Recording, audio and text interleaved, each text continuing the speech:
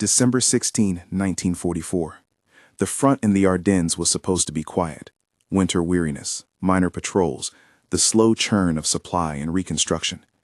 Instead, in the first pale hours of that morning, the Germans struck with the sudden terrible clarity of a door slammed open.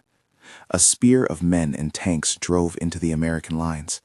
Within days, an estimated 10,000 American soldiers found themselves surrounded in the small Belgian town of Bastogne, cut off on a web of snowbound roads and glaringly exposed at the heart of Hitler's last great gamble.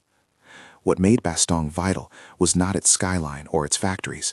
It was a knot of 7 roads, a junction that controlled movement across the Ardennes. If the town fell, the Germans might slice the Allied front in two, sever supply lines, and force an Allied reaction on terrain favorable to the defender. In strategic language, Bastogne sat at the axis of the German salient. In human terms, it became a cold bowl in which men fought, froze, bled, and waited for something, anything that might come. By December 19, at 0900 hours, Eisenhower was at his command post in Verdun. The map room was a hive, colored markers, acetate overlays, a scattering of cigarette ash, and men who had not slept well. Reports arrived, faces carried desperation. The planners around the table, men steeped in operational caution, spoke with charts and probabilities. They read the map, and the map said delay, said the roads were impassable without days of work, said the only practical relief would come with a deliberate, staged effort measured in weeks, not a heroic dash in days. Their language was logistics, the hard arithmetic of fuel, bridges, and winter mud. Their conclusion was grim. Bastogne was under siege, and relieving it quickly was at best a remote hope. Into that room walked George S. Patton. He entered wearing the singular confidence the press had already given him, old blood and guts. But the man in the doorway was more than persona. He moved like a commander who lived in the rhythm of movement, maps, lines, axes, the particular geometry of how armies met.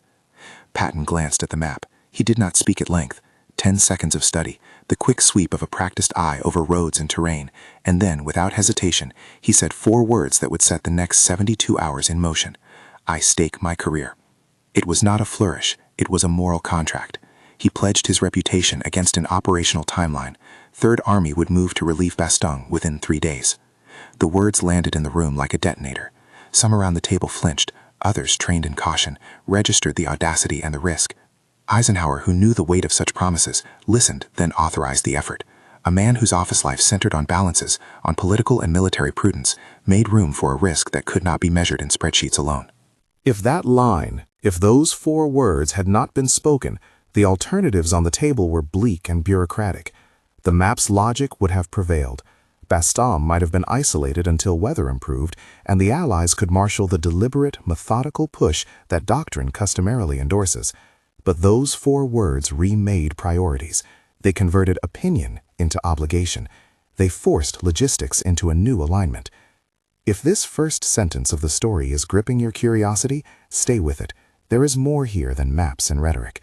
If you like stories of extraordinary leadership and the brutal arithmetic of war, subscribe for more. Now listen. The order to move was not poetry. It was an avalanche of paperwork, shouted orders, clattering radios, and men who raced to do what their leaders demanded. The pivot was surgical in scale and brutal in its immediate demands. 6 divisions of Third Army would disengage from their current assignments, execute a 90-degree turn, and force march roughly 90 miles to the north. That meant more than men on the march.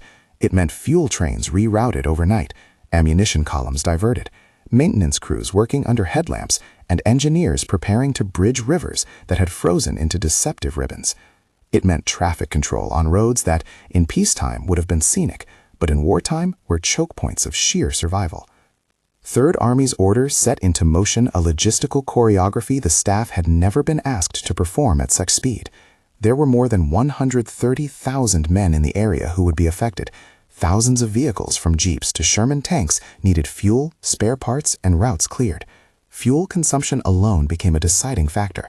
A single armored division, moving hard, burned through hundreds of tons of gasoline a day. Someone in a planning room had to find that fuel and move it, or the columns would die on the road the way automobiles die on a cold night without an attendant. The mechanics of that movement read like a list of vulnerabilities. A division disengaging meant it left prepared positions. Small roads of supply were suddenly free, yet those roads were narrow, icy, often no wider than a lane with ditches on either side. Trucks, artillery pieces, and tanks could not simply pass one another. When a bridge needed reinforcement or a culvert had been wrecked by prior traffic, an engineer unit had to come up, lay timbers, or erect a temporary span, sometimes under enemy observation. Crews worked with rivulets of steam from their breath, their hands red and raw, fastening plates and driving pilings into frozen ground. Night fell heavy and fast. Visibility dropped to the reach of headlamps. Engines choked on the cold. Batteries refused to give their full charge. Snowlands swallowed sound, compressing artillery into distant thumps. Driving in a blizzard, the road became a single relentless thread, and command relied on radio transmissions that crackled and broke with every shiver of static. Men in the lead columns focused on the next mile. Men in the rear prayed the fuel wagons would not be delayed. Chain of command shifted into an immediacy that accommodated improvisation. Generals had to trust captains, captains had to trust sergeants, and everyone had to trust gunners and drivers who knew how to coax life from frozen machinery. Among the units that would carry the strike north were elements of the 4th Armored Division and parts of the 26th and 80th Infantry Divisions, formations with experience, but now suddenly redeployed for a mission that required both speed and precision. Combat Command B of the 4th Armored, under the aggressive leadership of Lieutenant Colonel Creighton W. Abrams, became a spearhead, its tanks like blunt instruments punching holes through darkness. Major General Hugh J. Gaffey, commander of the 4th Armored Division, coordinated columns that had to thread through villages, past blown bridges, over enemy-occupied flats. The human stories threaded through this mechanical strain. A tank commander, his face rimed with frost, kept watch through the periscope as snow smeared black, and the co-driver kept a small canteen of lukewarm coffee pressed against his stomach to stave off the relentless cold. Engineers, veterans of the summer's campaigns, learned a different kind of improvisation, how to rehearse a bridge within 17 hours and operated through a whiteout. A truck driver pulled a wounded corporal out of a ditch and wrapped him in oilcloth, then found the nearest sergeant and passed along the only morphine he had left. There would be no time for a field hospital if the columns, clogged and confused, could not keep moving. Logistics was not merely a background function, it was the leading edge of the operation. Orders zipped from Patton's headquarters at noon on December 20th and into the night. Staff officers wrote speed into every line. Reroute X number of field trucks to collection point Y. Clear Route 62 for armored movement by 0200. Transfer artillery ammunition stocks from Depot Z to Division Q by dawn. Each of those directives assumed a sequence of successful subordinate actions, each assumption a risk. The pivot meant that formations had to disengage. Disengagement in winter is a complicated business. It is not simply about leaving ground, it is about moving while maintaining security. If a unit pulls back clumsily, it invites enemy counterattack. If it pulls back too slowly, it derails the tempo of the whole plan. So Gaffey's columns executed rehearsed drills at dawn, detachments creeping out of positions under the cover of smoke where necessary, engines idling so they would not give away movement in the deep stillness of a snowy morning. Patton's staff worked at a speed that strained the color-coded overlays on the map table. Selected divisions were to execute the turn. Others were to hold in place and deceive the enemy. Railroad timetables were rewritten on the fly, and supply officers scrolled new routes on battered maps. At a tactical level, 100 micro-decisions had to be right for a macro task to succeed. Fuelers calculated daily burn rates. Ammunition clerks tallied rounds. The ordnance officers prepared for the possibility that tanks would take hits and need parts not stocked in forward maintenance, parts that might have to be cannibalized from disabled vehicles. All the while, Bastogne remained under German pressure. The 101st Airborne Division, having rushed into town in a hurried defense, found itself the anchor of a siege. The paratroopers dug in among stone houses and hedgerows, rationing what they had and improvising treatment for the wounded. Medical officers performed amputations in the raw. Anesthetics were scarce. Men woke in shells of frozen blankets, their breath stinging in the air. Ammunition was measured in rounds per man per hour. Mail and letters became talismans.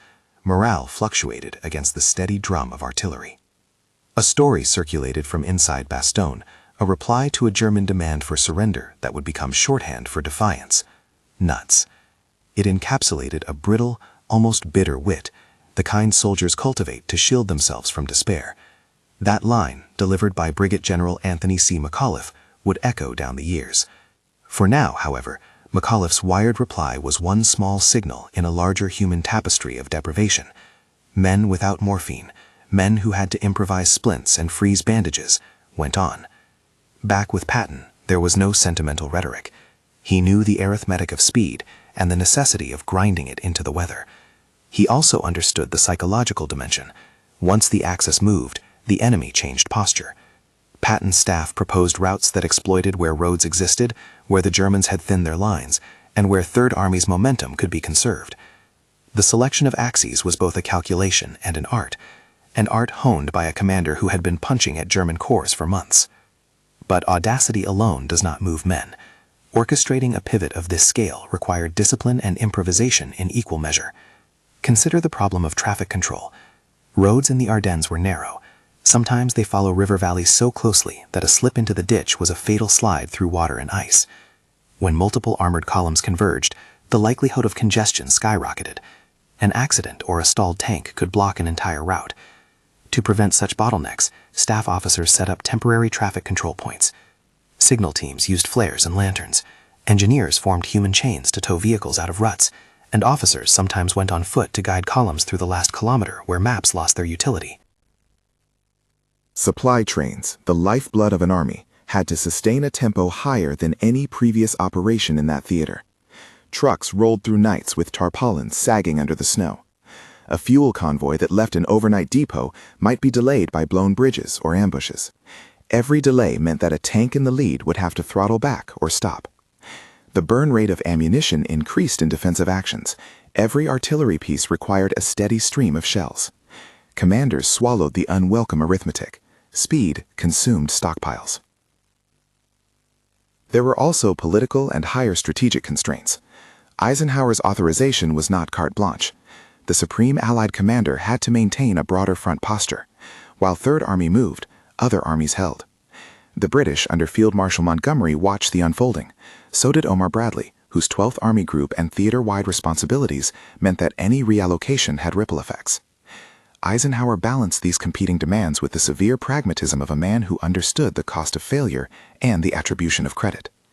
Patton's pledge, therefore, was not only a tactical offer, it was a strategic lever that forced all the moving parts of a coalition to rearrange themselves. On the roads, column by column, the pivot began. Night swallowed the sound of marching men and replaced it with the mechanical groan of rolling steel. Abruptly, the world on which men had been stationary for weeks tilted. Commanders and drivers converted nervous energy into distance. The first night was a test. Snow beat down in sheets, wind adulterated the sound of engines, and the road merged into a white ribbon.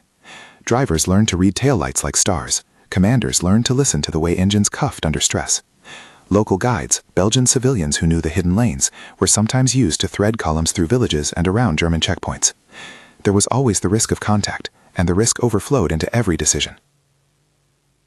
At the level of the individual soldier, the move north was a sequence of small crises. A member of an ammunition detail, his fingers raw from handling frozen crates, realized his unit would not have the rounds its gunners counted on unless he rerouted his truck through a less used lane. He did. When his truck slid in a ditch an hour later, a pair of engineers appeared, cursing softly, hauled him out, and patched a radiator under a headlamp that trembled like a watchman's dare. They were all improvisers now. Soldiers turned to mechanics, medics turned to field surgeons, and divers turned to pathfinders. Patton himself rode the pulse of the operation. He visited aid stations, reviewed orders, and occasionally strode ahead to scout approaches. His reputation for personal courage was not a matter of theatrics. He wanted to be where decisions were made. Staff transmitted time-sensitive orders. Speed up Convoy X, detach a reconnaissance platoon to probe Route Y for anti-vehicle obstacles, prioritize fuel for armored columns. Through these commands, Patton kept pressure on the operation's tempo. And yet, the Germans were not inert. Their offensive had momentum and purpose. They had struck at a point where the Allied line thinned, and their armored pocket had teeth. Reconnaissance reported German columns poised to block highway junctions, to interdict supply lines, and to strike hard at any movement that threatened their axis. German artillery elements shelled roads used by Third Army as they pushed. The risk of ambush was ever present on narrow routes bordered by dense woods. Commanders in the lead knew that one wrong turn could bring them into the teeth of prepared positions. As hours became days, a new urgency gripped Third Army. The tight schedule had no margin. 72 hours was not a generous window. It was a razor. If Third Army failed to be on position when weather cleared and aerial resupply could begin, the window of opportunity might close. This was the cruel arithmetic. If they arrived too late, a sortie by enemy armor could re-entrench the siege. If they arrived too early, in small, disjointed pieces, their assault might be blunted. Patton's pledge turned time into a weapon he had to wield without wasting it. In the towns they passed through, civilians watched armored columns like a procession. Some offered directions. Others crouched in doorways and shivered at the news of Bastogne's entrapment. A woman in one village bundled bread into a soldier's coat as thanks. Nearby, an old priest crossed himself as tanks rumbled past. These were the small, human exchanges that threaded through the larger machine of war, reminders that nations are ultimately composed of people, not just units on a map. There were moments of improvisation that carried disproportionate weight. Communication lines faltered. Someone risked a run to a forward position to hand-deliver orders. A junior supply officer, confronted with an impossible shortage, took the initiative to requisition spare parts from a nearby depot and organized a midnight convoy to push them forward. That convoy was cheered when it arrived, not just because it restored a machine, but because it restored a breathing space for a unit on the brink of exhaustion. By the second day, the columns had covered tens of miles under conditions that would have discouraged less determined troops. Snow accumulated on turrets. Visibility did not often reach beyond 50 yards. Crews slept in short bursts, wrapped in oilcloth and any available insulation. Frostbite scabbed on exposed faces. Morale was a taut threat, lifted by small pleasures, a canteen of coffee, a piece of mail, or pulled thin by fatigue. Men whispered about the siege in Bastogne, about their comrades trapped behind enemy lines, and about the uncertain promise of arrival. Throughout those hours, the narrative of leadership threaded between grand gesture and mundane detail. Patton's decision created the imperative. Staff work translated it into routes and fuel. Engineers bridged gaps, drivers threaded lanes, gunners covered flanks. Leadership in this scene was not only the voice that pledged career and reputation, it was the distributed practical skill that took that pledge and turned it into movement. And yet, movement is never a straight line from intention to result. It detours through weather, enemy action, human failure, and luck. A convoy delayed by a blown bridge forced a painful recalculation that night. Would the lead elements press forward with diminished armor support, or pause and wait? Such decisions were the granular test of the pivot. Each choice opened consequences, some small, some existential. Commanders argued, sometimes heatedly, around map tables lit by lanterns. How best to conserve fuel, how to thread around a German roadblock, whether to risk a night crossing of an exposed valley. At times, the operation looked less like a clean military maneuver and more like a controlled chaos of improvisation. Yet that chaos had a spine. The rhythm Patton demanded, the discipline the staff imposed, and the stubborn endurance of soldiers who, despite fatigue and cold, pushed wheels and tracks forward. In the mind of a soldier, the mission distilled into something almost primitive. Close the distance to Bastogne, bring supplies, break the siege. In the mind of generals, that mission carried manifold reverberations across the entire theater. By the close of the second day, columns had climbed and crested ridgelines, descended into river valleys, and threaded their way through villages with names that would later be repeated in official histories. They had sustained damage, losses, and delay. They had, however, inched closer. Reports from the advance trickled back, a skirmish here, a blown culvert there, a refueled tank that had nearly been lost. The weather remained capricious. A break in the cloud cover could mean aircraft spotting enemy positions, or it could mean a thaw that turned roads to sludge. Inside Bastogne, the siege's logic was stark and immediate. Ammunition would be rationed, medical resources scrounged, and resolve hardened. Paratroopers surrounded, adapted their tactics, used buildings for cover, and established firing sectors. Brigadier General Macaulay's ad hoc defenses held not because of an overarching plan, but because men did the next thing required of them. The town's churches and shops became triage centers. Cellars were converted into command posts. They watched the horizon for any sign of the columns coming up the roads, measuring hope by the far-off staccato of tanks. As the third evening settled in, Third Army's elements were within measurable reach, but not yet in contact. The columns had overcome traffic jams and the peculiar hazards of winter movement, but they had to still break through German screens and reach the junctions that fed Bastogne. Every hour stretched taut. Every delayed convoy threatened to unravel the fragile timeline. Patton's words, "I stake my career," had transformed a map exercise into a moral compact. They had pushed commanders to accept risk, to invent logistics at speed, to trust junior leaders with decisions that would ordinarily be escalated. The plan that night was not a finished product. It was a living thing, revised by the minute as engineers reported bridge status and reconnaissance scouts sent back snap judgments. Yet the movement had momentum, and momentum, in war, is often the closest thing to salvation. The pivot, then, became an experiment in operational audacity. Could an army rearrange itself in 3 days and punch clean through to a town at the center of a furious enemy effort? The answer did not hang in the map room or in the promise alone.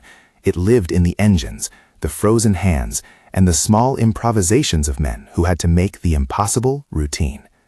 The French roads ahead were lined with trees turned to skeletons in the white. The columns pushed on, each mile a measure of both human endurance and logistical cunning.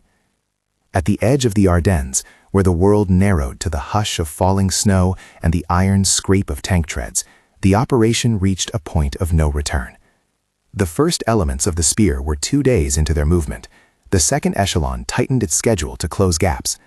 Soldiers who had once been dispersed across a broader front were now threads converging on a single point of contact. Commanders breathed the tightness of time and space and waited for weather and human will to align. Nothing in warfare is guaranteed, and those who watched the map that night knew the risks. A storm could keep air support grounded. A misrouted convoy could cripple the weight of an assault. Yet there was a different, subtler risk. If the columns stopped, if the tempo slackened, they would lose the initiative that Patton's words had so brutally purchased. Initiative in wartime is a kind of moral advantage. It forces the enemy to respond rather than act. Patton had bought initiative with his reputation. Now his army had to spend it wisely. As dusk deepened into the third night of movement, wind sharpened the snow into curtains. Headlights were winks of human intent. Radios buzzed with calls for status. In the lead, Abrams tankers crept towards a crossroads, an intersection whose control might open the final approach. Behind them, artillery pieces ready to lay down suppressive fire. Engineers prepared to clear obstacles that might have been in place during the enemy's initial surge. Farther back, supply officers loaded the last cans of fuel onto trucks, the final packets of rations into crates that would be handed out to men who had not slept. A lieutenant in an armored reconnaissance element checked his compass, adjusted his line of march, and whispered a small prayer to no particular god, a private habit on the edge of action. The columns pushed on, and the night swallowed those private rituals. The operation's success still depended on perfect timing. There remained one crucial question. Would the lead elements reach the outer defenses of Bastogne in time to exploit any cover the weather might grant and to prevent German forces from tightening their ring? Each mile closed was a test answered, each hour lost a debt accumulated. At that juncture, movement underway, weather uncertain, enemy intent aggressive, the narrative held its breath. The army moved, the men endured. The pivot had begun to prove itself, yet the decisive moment lay just ahead, the point of contact, where steel would meet steel, where the siege could be broken, or where the promise of 3 days would unravel. The storm continued, indifferent to the calculations of generals. On solitary stretches of road, men peered into the white and imagined the faces of their comrades in Bastogne. Patton's staff kept recalculating. Eisenhower's map table at Verdun stayed lit deep into the night as fingers traced routes with a kind of stubborn confidence. For the soldiers, the task was at once simpler and harder. Keep moving forward. And amongst the hurtling columns and the muffled crackle of radios, a singular fact remained. A promise had been made, and a man's career hung on its fulfillment. The weight of those 4 words settled into the rhythm of each wheel turn and each frozen breath.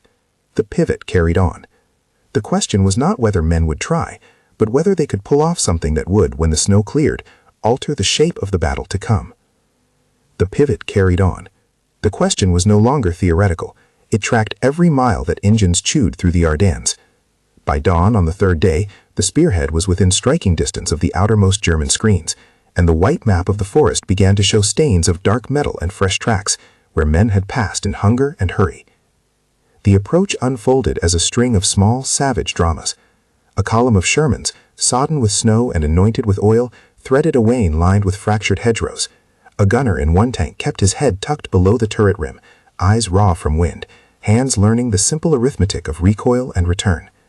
At a crossroads, Abram's reconnaissance element bumped into a token German outpost. It was not the kind of engagement that makes headlines, 3 Panzer Grenadiers, a single howitzer, but it forced maneuver, and maneuver cost time. Engineers dragged a repaired culvert into place, while a rear guard laid down suppressive fire. A lieutenant climbed to a rooftop and surveyed the valley with a pair of binoculars rimed in ice. Time cracked into hours. Radio transmissions became clipped commands. Advance at will, keep to route, report any holdups. The voices were steady, sometimes brittle with fatigue, sometimes nearly hollow. People who had been civilian mechanics in peacetime now became the mediators between motion and immobility. A field sergeant rerouted a stranded fuel convoy by ordering it through a village lane the maps didn't mark. A corporal out a set of improvised sleds and pulled a wounded driver to a regimental aid station. These were the moves that did not make strategic maps, but decided whether a gun would have rounds that afternoon. Inside Bastogne, the green of paratrooper jump boots had been bleached by snow and smoke. Men consolidated into firing positions that used every stone and cornice as a parapet. Brigadier General Anthony C. McAuliffe's short, sharp leadership style matched the town's compressed space. Supply, already bleak, grew starker each hour. Ammunition was parceled, morphine measured in whispers, and the cold took a toll on hands and on minds. The paratroopers, many of them still raw from recent drops and hurried defense, made their rounds of the town's shattered streets like watchmen in a city of rebel. Medical work in Bastogne was improvisational surgery by the light of oil lamps. Whenever the schedule and the weather permitted, stretcher bearers would run for medical supplies. When it did not, surgeons became masters of what was at hand. There were reports, later compiled, that men were treated without full anesthesia, that amputations occurred under conditions no human should have to accept, that bandages came from torn uniforms in prayer. A chaplain wrote in cramped script about men who held their breath as lungs filled with bitter cold and blood. Letters home, found later among personal effects, carried a rough humor in the margins, someone's attempt to keep despair from becoming a contagion. The German ring tightened and eased in parts as their commanders reacted to reports of movement in their rear. German artillery tried to dislocate routes. Anti-tank teams placed obstacles known and unknown. In response, Abrams sent forward light infantry screens and called for rolling fires to mask delicate crossings. Where roads narrowed, the columns became a string of armored bodies, each trusting the one ahead to keep going. When a tank broke and blocked the lane, men went to work like ants, pushing, towing, setting a wheel back on its axle. A dozen hands on cold metal saved hours. On the map room at Verdun, hours passed like chapters. Eisenhower watched reports flow in. His decision to authorize Patton's pledge had been a gamble that now demanded professional attention. He knew the ramifications. If the relief arrived in time, the salient might be choked. If it failed, Bastogne could fall and the German offensive might gain a decisive political and operational advantage. The coalition's cohesion, fragile as it was, would be tested by the strain of redrawing priorities. He did not micromanage, he monitored. That monitoring, when filtered through a generation of staffers and planners, meant asking hard questions into the radios of men in the field. Status, ETA, ammunition levels. Patton's orders had already forced a change in the tempo of war in that corridor. The audacity of a commander's word had translated into a friction-heavy, sweat-stained, and improvisational movement. It had also imposed a moral burden on those charged with making it work. Each subordinate carried in private the knowledge that a career had been wagered on their competence, and competence in turn demanded results. As the lead elements neared the Bastogne approaches, snow gave way to churned mud in places where former vehicles had broken and turned the ground to black slush. The column staggered through small hamlets whose facades still smoldered from earlier bombardment. Civilians, when present, had fled or crouched behind doors. A child waved a scrap of white cloth from an upstairs window as if to salute the passing machines. In one town, an old man stepped out into the road and, with a voice as soft as paper, blessed the soldiers who passed. Those moments, almost sacral, threaded through the mechanized momentum. The attack plan hinged on coordination. Armored spearheads would secure critical junctions. Infantry would clear and hold built-up areas. Engineers would bridge gaps and repair roads. Artillery would suppress concentrations of enemy forces. The art of combining these arms rested in the nick of time, suppressive fire at the right moment, tanks flanking a hedgerow while infantry tumbled into houses to flush out snipers. There was no room for theatrical storming here. Success required cold-blooded sequencing. On the morning of December 26th, the weather offered a brief grace. Cloud cover thinned in places, and reconnaissance flights, now possible, began to spot enemy positions and direct artillery with a precision impossible during the 3 days of blinding storms. Airdrop supplies that had been missing in bad weather now found their marks, bundles falling to paratroopers like a promise kept. For the besieged, those drops arrived as both sustenance and confirmation that the outside world had not forgotten them. At the vanguard, Combat Command B, an agile force built for exactly this kind of mobile fight, struck toward the southern approaches of Bastogne.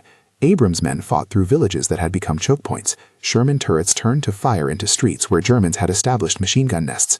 At one ruined farmhouse, a tank commander dismounted and, with frozen hands, directed his loader to pry open a jammed hatch. The loader crawled in and out like a spider, hammering and cursing, and when the tank finally rolled again, the crew cheered in a sound that was equal parts relief and surprise.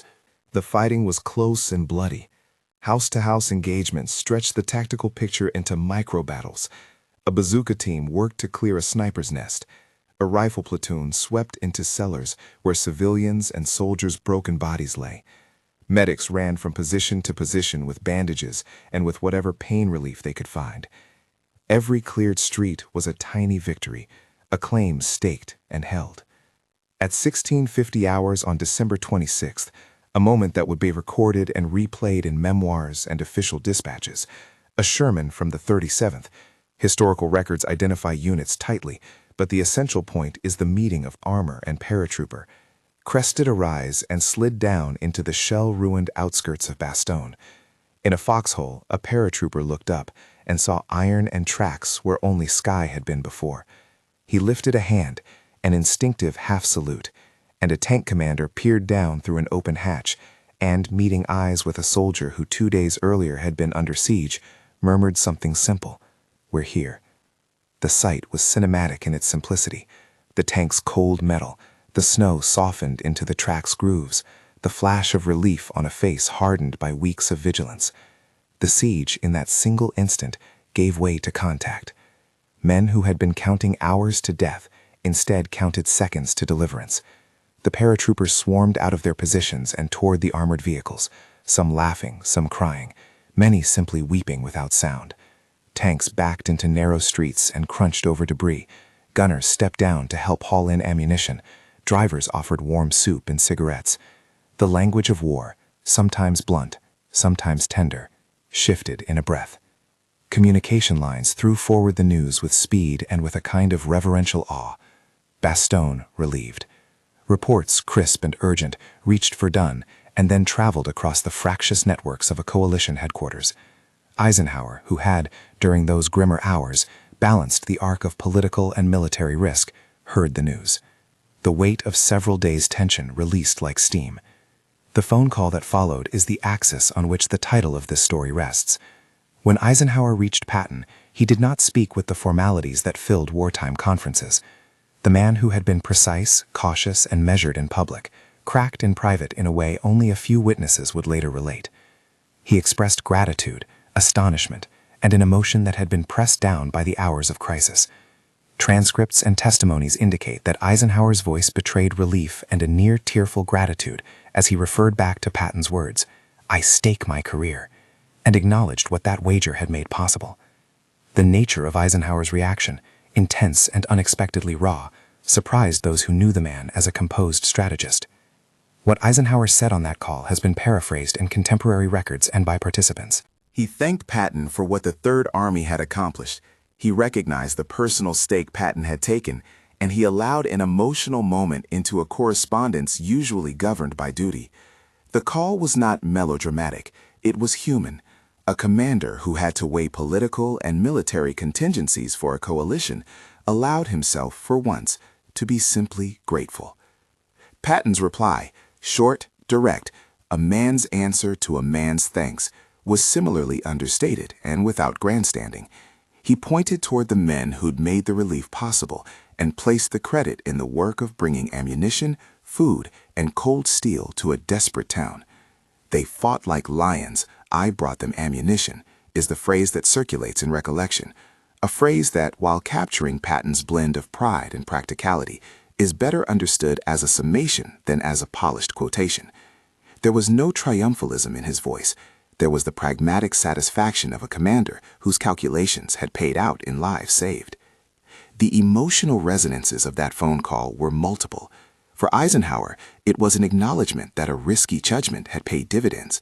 For Patton, it was confirmation that a career wager could translate into tangible human rescue. For soldiers and staff listening in, it was the sound of command made personal, honor exchanged over a wire between two men who understood that reputations formed not in words, but in the results of action. The relief of Bastogne did not end fighting in the Ardennes. It changed the geometry of the German offense. Word of the Bastogne relief echoed through German command channels like a bad omen. The German salient, already extended and thin, began to fray.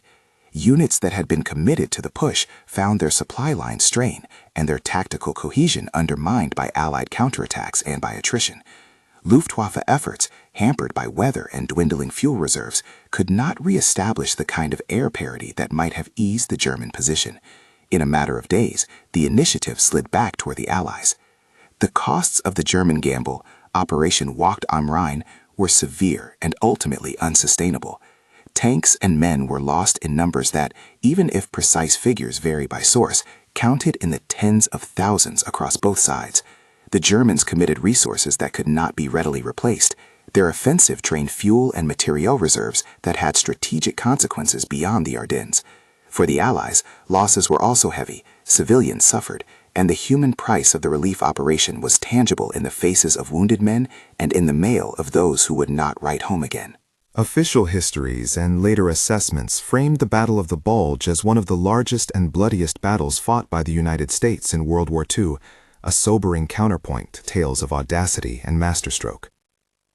Strategically, the failure of the German offensive removed any realistic prospect of a negotiated European settlement favorable to Berlin. Their hopes of splitting Allied lines and capturing the port of Antwerp, the operational objective that could have forced the Allies into a precarious logistical crisis, were dashed. The Allies, for their part, regained the tempo of operations and forced German units back, reclaiming lost ground and pressing toward Germany in the following months. The Ardennes had been a momentary dent in an otherwise inexorable Allied advance. Yet the human cost and the unpredictability of such offensives underscored how fragile front lines remained, even late in the war. Patton's role in the relief of Bastogne reinforced a particular model of leadership that would be studied, lionized, and critiqued in subsequent decades. His willingness to risk personal standing to demand rapid action embodied a brand of command that balanced personal boldness with an expectation that subordinates could and would execute unconventional solutions. The lesson that many leadership courses extract from this story is not an unalloyed endorsement of recklessness. Rather, the case of Patton and Bastogne is often used to illustrate the interaction of audacity with preparation. The audacity was necessary, but it could not have succeeded without the traffic control, the engineers, the ordnance officers, and the countless small decisions that movement possible. There is also an ethical dimension. Patton's wager, public and personal, placed pressure on those who answered his orders. A promise carries moral force. To stake one's career lends an urgency that can mobilize resources, but also imposes responsibility for the human cost. Patton accepted that burden, and in the final reckoning, his commitment saved thousands of lives. Yet that saving was bought with the precise, unromantic currency of logistics. Fuel convoys met schedules, bridges had to be built, and gunners required rounds. It was a reminder that grand gestures in war are ultimately paid for in predictable, often tedious measures of supply and maintenance. The relief operation also highlighted another aspect of command, coalition politics. Eisenhower's role was not merely to coordinate armies, but to shape a political consensus among varied national leaders and commanders. Authorizing Patton's move meant balancing British, American, and other leaders' concerns and ensuring that the larger front would not be compromised. The phone call that followed was therefore not just a private exchange between two generals. It was a symbolic confirmation that for the time being, the coalition's risk had yielded a decisive tactical and moral victory. In the months and years after the Ardennes fighting, Bastogne became a narrative anchor in the telling of World War II. Paratroopers returned to the town for ceremonies. Plaques were mounted. Memoirs recounted the scream of shells and the small acts of mercy that had sustained men through cold nights. Historians debated the wisdom of Hitler's gamble and the necessity of Patton's leap. Military schools taught the operation as an example of maneuver, logistics, and the exercise of initiative under pressure. And yet, even in commemorations, the story retained its hard edges. Veterans remembered, with an intimacy that archival photographs cannot capture, the particular smell of cold brass and diesel, the thud of a boot against a frozen street, the knuckle-white grip of a friend's hand as he passed a ration. These are the human details that refuse to be subsumed into strategic diagrams. They anchor the grand narrative in the lived experience of real people. Looking back across decades, what endures is not a tidy moral, but a complicated lesson. Patton's 4 words, "I stake my career," did not single-handedly win the war. They did, however, catalyze an extraordinary concentration of effort at a moment when hesitation might have meant a very different history for the men in Bastogne. The phone call that revealed Eisenhower's emotion served as a human punctuation mark on an episode defined by mechanics, courage, judgment, and cost. The call was simple in its medium and monumental in what it acknowledged: that leadership, at its most consequential, is a mixture of nerve, calculation, and an acceptance of burden. For students of leadership, and for anyone who faces decisions that carry heavy consequence, the Ardennes episode frames a durable question. When does a leader's personal pledge become the lever by which an organization will move? Patton chose to bind his reputation to a timeline. His choice compelled others to find solutions. That dynamic can be powerful in organizations outside the military: a CEO committing to a turnaround, a mayor pledging to rebuild after disaster. But it is always double-edged. A leader's commitment can inspire extraordinary labor, but it can also impose unfair pressure when the infrastructure to support that labor is weak. Beyond theory, there is the plain memory of what happened on those roads and in that town. Men who had counted their last night found themselves with a second day. Someone who lost an arm in Bastogne later taught the importance of improvisation in life as much as in war. Engineers wrote notes in evening light about how they had fashioned a bridge from timbers scrounged under a hedge. These are not footnotes. They are the substance of victory and of survival. Ultimately, the story of the Ardennes, of Bastogne, of Patton and Eisenhower, is a reminder that history is often altered by a mix of boldness and bitter detail. The drama of 4 words is compelling because it encapsulates a deeper truth. Words can bind actions, and reputations can mobilize resources. The human response, Eisenhower's tearful gratitude, Patton's terse repudiation of flattery, the paratrooper's stunned smile on December 26 at 1650, gives that truth its weight. If the moment that began in a map room and ended in the shell-cracked streets of Bastogne teaches anything, it is this: leadership is not an abstraction. It takes form in the arithmetic of fuel and bullets, in the patience of engineers, in the courage of men who crawl from foxholes to meet metal, and in the private call where 2 commanders, exhausted and human, tell one another what was done. Those 4 words, spoken in 10 seconds and paid for in weeks of grind, reverberated because they asked others to make them true. The fact that they were made true is a testament not to a single man's legend, but to a network of competence, courage, and stubborn will. Which leadership decision in this story strikes you the most? The pledge that forced a pivot, the engineers who rebuilt roads overnight, the paratroopers who held out in bitter cold, or the human moment of the phone call? Tell us in the comments. And if you found this account compelling, subscribe and share it with someone who appreciates the raw geometry of history. In the end, the phone call did more than record gratitude. It captured a truth about responsibility. Eisenhower's voice, breaking for a moment with the weight of days, revealed a leader's private reckoning with luck, risk, and consequence. Patton's 4 words, simple, bracing, perilous, became a hinge between hesitation and action. The siege of Bastogne was broken, not by a single man, but by a chain of labor and resolve set in motion by a promise.